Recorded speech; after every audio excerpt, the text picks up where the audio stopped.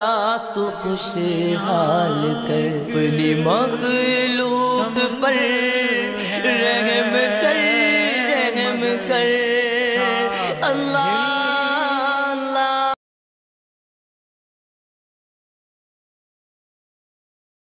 اب دیکھتے ہیں کہ نبی کریم علیہ الصلوۃ والسلام کے صحابہ کرام علیہ رضوان سے حضور علیہ الصلوۃ والسلام کی آمد کی خوشی میں کون کون سی چیزیں ثابت ہے۔ تو بحمد تعالیٰ جتنے اہل سنت و جماعت کے معمولات ہیں یہ تمام معمولات صحابہ کرام علیہ رضوان سے ثابت ہیں، اس کی اصل بالکل حضور کے صحابہ سے ثابت ہے۔ صحیح بخاری ہی کو اٹھا کے دیکھ لیے، نبی کریم علیہ الصلوۃ والسلام جب مدینہ شریف تشریف لے کے آئے، صحیح بخاری کی حدیث نمبر 3906 ہے۔ سرکار دو عالم علیہ الصلوۃ والسلام کی جب مدینہ طیبہ آمد ہوئی تو صحابہ کرام علیہ رضوان مدینہ شریف سے باہر ٹیلوں پہ چڑھ چڑھ کے حضور کا انتظار کرتے تھے، سرکار کے انتظار میں سارا دن کھڑے رہتے تھے، اور جب بالکل دھوپ چڑھ جاتی پھر وہ واپس آ جاتے تھے۔ ایک دن جب نبی کریم علیہ الصلوۃ والسلام کی تشریف آوری قریب ہوئی تو ایک یہودی نے مدینہ کے ایک ٹیلے پر چڑھ کے آواز دی، قال بأعلی صوتہ، حدیث نمبر 3906 ہے، قال بأعلی صوتہ یا معشر العرب ھذا جدکم الذی تنتظرون، اے اہل عرب وہ تمہارے سردار، تمہارے مراد تمہاری آ چکے جن کا تم انتظار کر رہے تھے۔ فصار المسلمون الی الصلاۃ، تو تمام مسلمان اپنے اسلحہ لے کر نبی کریم علیہ الصلوۃ والسلام کے استقبال کے لیے دوڑ پڑے۔ فتلقوا رسول اللہ صلی اللہ علیہ وسلم بظاہر الحرۃ، مقام حرہ پر وہ نبی کریم علیہ الصلوۃ والسلام کا استقبال کرتے ہوئے حضور علیہ الصلوۃ والسلام کو جا کے ملے، اور اسی حدیث کے لفظ ہیں وذالک یوم الاثنین من شہر ربیع الاول، یہ ربیع الاول کا مہینہ تھا اور پیر شریف کا دن تھا جب نبی کریم علیہ الصلوۃ والسلام کی مدینہ طیبہ آمد ہوئی۔ مہینہ بھی میلاد کا، دن بھی میلاد کا، اور امام ابن الجوزی نے اپنی کتاب الوفا، ان کی سیرت کی بڑی مشہور کتاب ہے، الوفا میں لکھا ہے، یہ ترجمے کے ساتھ ہے صفحہ نمبر 299 پہ، کہ دن بھی پیر کا تھا، مہینہ بھی ربیع الاول شریف کا تھا، اور تاریخ بھی 12 ربیع الاول تھی۔ 12 ربیع الاول کو پیر کے دن ربیع الاول کے مبارک مہینے میں نبی کریم علیہ الصلوۃ والسلام کی مدینہ طیبہ آمد ہوئی، اور اس آمد مصطفیٰ پر نبی کریم علیہ الصلوۃ والسلام کے صحابہ نے خوب خوشیاں منائیں، اور حضور کی آمد پر فرحت و شادمانی کا اس طریقے سے اظہار کیا کہ سیدنا انس ابن مالک رضی اللہ تعالیٰ فرماتے ہیں، صحیح بخاری حدیث نمبر 3932 ہے، فرماتے ہیں ثم ارسل الی ملأ بنی نجار فجاءوا متقلدی سیوفہم، نبی کریم علیہ الصلوۃ والسلام نے مدینہ شریف پہنچ کر پھر بنی نجار کے لوگوں کو بلایا تو وہ اپنی تلواریں لٹکا کر حضور کی بارگاہ میں آئے، وکأنی انظر الی رسول اللہ صلی اللہ علیہ وسلم علی راحلتہ وابو بکر ردفہ وملأ بنی نجار حولہ، کہتے ہیں کہ میں گویا کہ یوں دیکھ رہا ہوں کہ نبی کریم علیہ الصلوۃ والسلام اپنی سواری پہ تشریف فرمائے، سیدنا صدیق اکبر رضی اللہ عنہ حضور کے پیچھے ہیں، اور بنی نجار کے تمام قبیلے والے حضور کے اردا گرد ہیں۔ اس طریقے سے رسول اللہ صلی اللہ تعالی علیہ وسلم کی مدینہ میں آمد ہوئی۔ اور صحیح بخاری حدیث نمبر 3911 فقیل فی المدینہ جاء نبی اللہ جاء نبی اللہ جاء نبی اللہ، اہل مدینہ نے حضور کی آمد پر نعرے لگائے، جاء نبی اللہ جاء نبی اللہ، یعنی آمد مصطفیٰ، آمد مصطفیٰ صلی اللہ علیہ وسلم، اشرف ینظرون ویقولون جاء نبی اللہ جاء نبی اللہ، ٹیلوں پہ چڑھ چڑھ کے وہ نعرے لگاتے تھے جاء نبی اللہ جاء نبی اللہ۔ یہ صحیح بخاری اور دلائل النبوہ امام بہقی رحمۃ اللہ کے اٹھا کر دیکھ لیں، انہوں نے پوری تفصیل کے ساتھ وہ سارے نعرے، قادم رسول اللہ جاء محمد الرسول اللہ جاء نبی اللہ صلی اللہ علیہ وسلم، یہ سارے نعرے اہل مدینہ نے حضور کی آمد پر مارے، اور نبی کریم علیہ الصلوۃ والسلام کا نعروں سے اور نعتیں پڑھ کے طلع البدر علینا، اس طرح کی نعتیں پڑھ کے حضور کا استقبال کیا۔ آگے چلیے، سنن ابی داؤد حدیث نمبر 4923 ہے، اس میں تو باقاعدہ صاف لفظ موجود ہے، لما قدم رسول اللہ صلی اللہ علیہ وسلم المدینہ تھا، جب نبی کریم علیہ الصلوۃ والسلام مدینہ شریف آئے، لعبت الحبشۃ بحرابہم فرحا لقدومہم، تو وہاں کے حبشیوں نے اپنی برشیوں کے ساتھ باقاعدہ سے اپنی برشیوں کو لہرایا، فرحا لقدومہم، نبی کریم علیہ الصلوۃ والسلام کی آمد کی خوشی میں، حضور کی آمد کی خوشی میں اہل مدینہ کے جو حبشی تھے انہوں نے اپنی برشیوں کو، تلواروں کو ہواؤں میں، فضاؤں میں لہرایا اور اس سے کھیل کیا، اور کس لیے؟ فرحل لقدومہم، نبی کریم علیہ الصلوۃ والسلام کی آمد کی خوشی میں۔ اور صحیح مسلم کی حدیث نمبر 7522، یہ کتنی واضح ہے، فصعد الرجال والنساء فوق البیوت۔ مرزا جیلمی صاحب کہتے ہیں، مرزا انجینئر محمدلی، وہ کہتا ہے صرف جی جناب آمد کی خوشی کرنی چاہیے صرف اور صرف روزہ رکھ کے۔ اب یہ دیکھیں کہ اہل مدینہ نے حضور کی آمد کی خوشی پر کیا کیا انہوں نے والہانہ عقیدت اور محبت کا اظہار کیا، صرف روزہ رکھا ہے یا کہ کچھ اور بھی کیا ہے؟ نعرے بھی مارے، حضور کی نعتیں بھی پڑھی ہیں، اور فضاؤں میں اپنی برشیوں کو لہرایا بھی ہے۔ فصعد الرجال والنساء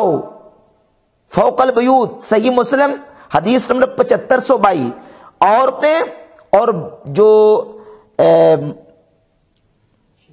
بوڑھے تھے وہ اپنے گھروں کی چھتوں پہ چڑھ گئے۔ وتفرق الغلمان والخدم فی الطرق، غلمان بچے اور جو لڑکے تھے وہ بازاروں میں انہوں نے دوڑنا شروع کر دیا اور نعرے مار رہے تھے، ینادون یا محمد یا رسول اللہ، یا محمد یا رسول اللہ، یا محمد یا رسول اللہ صلی اللہ علیہ وسلم۔ تو یہ ساری بحمد تعالی احادیث موجود ہے، اور صحیح بخاری کی حدیث نمبر 3925 ہے۔ میں نے صرف احادیث جو ہے وہ ریکارڈ کروانی تاکہ یہ بات واضح ہو جائے کہ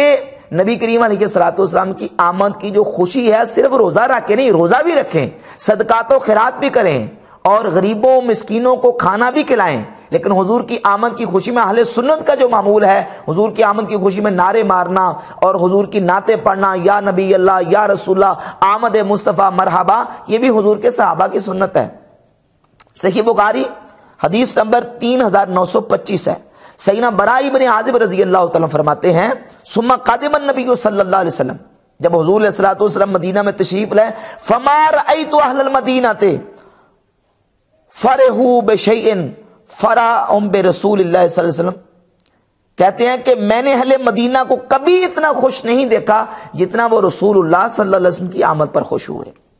حتی جعل الاماء یقولون قدم رسول اللہ، قدم رسول اللہ، کہتے ہیں حتیٰ کہ عورتوں نے جو لونڈیاں تھیں انہوں نے یہ نعرے مارنے شروع کیے، قدم رسول اللہ، قدم رسول اللہ صلی اللہ علیہ وآلہ وسلم۔ تو نبی کریم علیہ الصلوۃ والسلام کے صحابہ کرام علیہ مردوان نے تو اس طریقے سے حضور سید عالم صلی اللہ تعالی علیہ وسلم کی آمد کی خوشی میں انہوں نے نعرے بھی مارے ہیں، نعتیں بھی پڑھی ہیں، آمد مصطفیٰ کے نعرے بھی صحابہ کرام علیہ مردوان نے مارے ہیں۔ اور پھر حضور علیہ الصلوۃ والسلام کی آمد کی خوشی میں عظمت مصطفیٰ کے اظہار کے لیے جھنڈے لہرانا بھی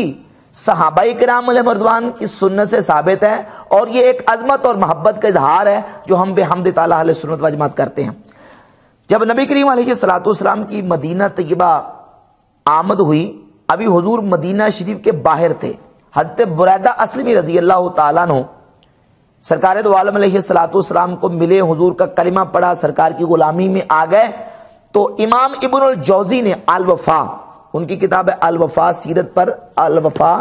بے احوال المصطفیٰ صلی اللہ علیہ وسلم، ترجمے کے ساتھ میرے پاس کتاب موجود ہے، صفحہ نمبر 298 پر امام ابن الجوزی لکھتے ہیں، چنانچہ حضرت بریدہ اور ان کے تمام ساتھی مشرف با اسلام ہو گئے۔ جب صبح ہوئی تو انہوں نے عرض کیا، مدینہ منورہ میں داخل ہوتے وقت لوائے سیادت اور علم قیادت آپ کے ہمراہ ضرور ہونا چاہیے۔ یا رسول اللہ، مدینہ میں جا رہے ہیں تو آپ کی عظمت کے اظہار کے لیے آپ کے ساتھ جھنڈا ضرور ہونا چاہیے، آپ کے ساتھ پرچم ضرور ہونا چاہیے۔ اپنی دستار کو سر سے اتارا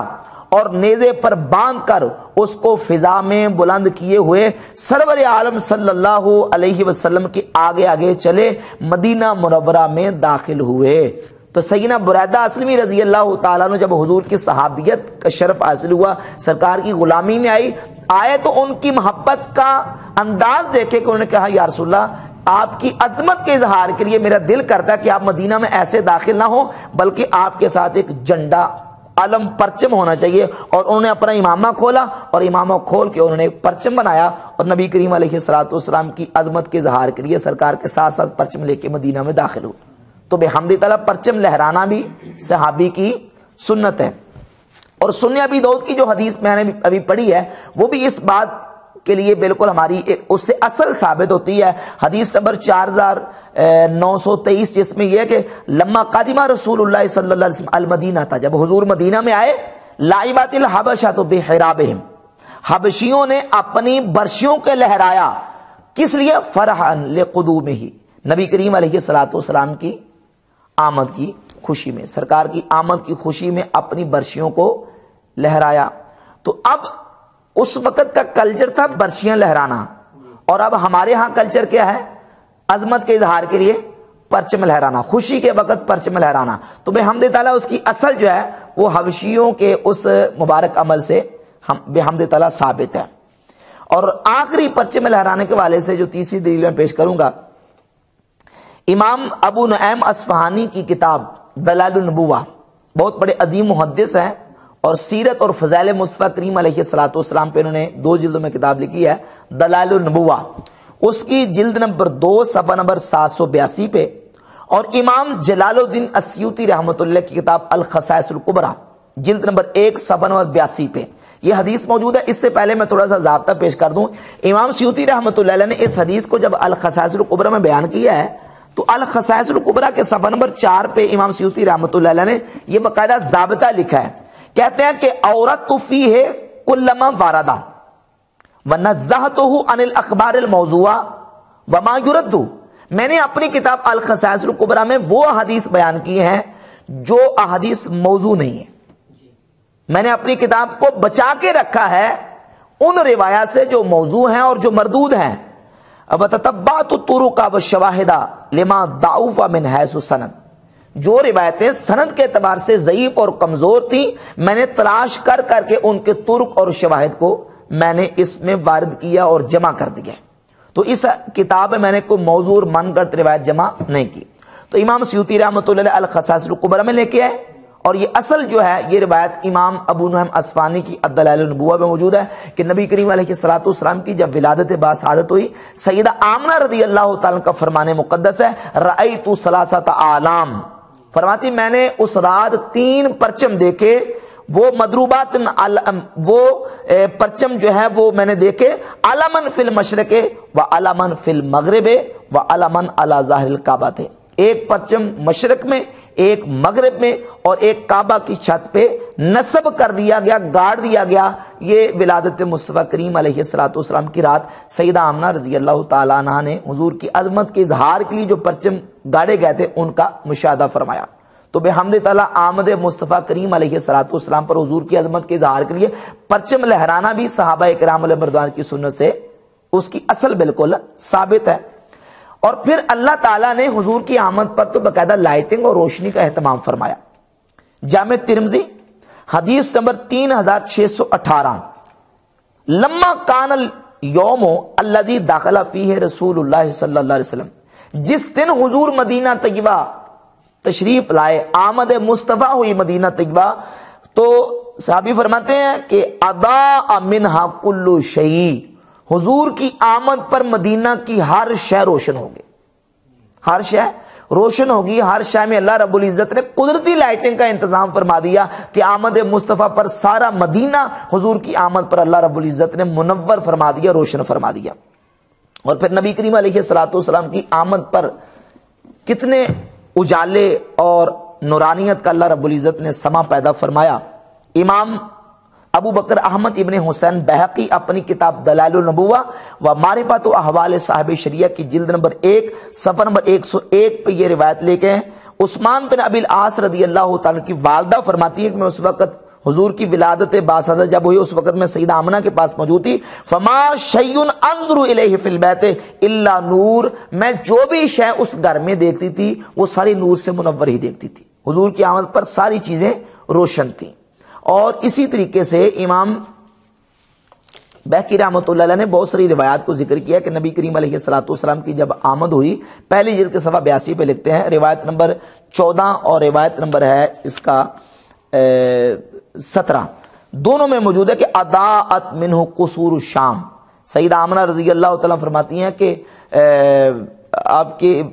نبی کریم علیہ السلام کی ولادت باسعادت کے وقت ساری چیزیں روشن ہو گئی ہیں، حتیٰ کہ شام کے محل تک سیدہ آمنہ رضی اللہ تعالیٰ عنہ کے سامنے روشن ہو گئے۔ تو روشنی کا، لائٹنگ کا انتظام کرنا اللہ رب العزت کی سنت ہے، اور اللہ تعالیٰ نے حضور کی آمد پر، نبی کریم علیہ السلام کی آمد